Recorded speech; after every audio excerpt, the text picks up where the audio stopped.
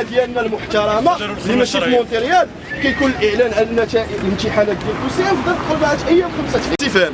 ثاني حاجه بغينا النيابه العامه تحقق مع وزير العدل شكون هاد الجهات اللي ضغطات عليه.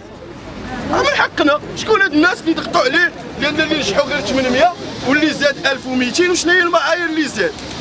هذه امور. فالاحتجاجيه لما هي الا وقفه اوليه تعبر عن غضب وسخط المجتمع المغربي حول اللائحه المشبوهه اللي لا بد ان يفتح فيها تحقيق، لا بد للراي العام ان تكون هنالك توضيحات مقنعه حول النتائج ديال هذا الامتحان.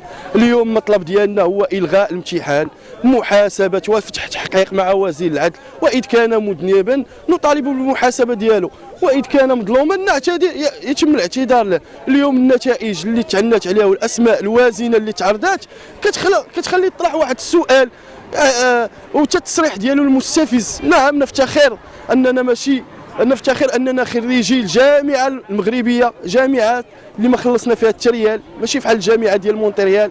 اليوم حنا ابناء الفقراء نحصل على الشواهد العليا.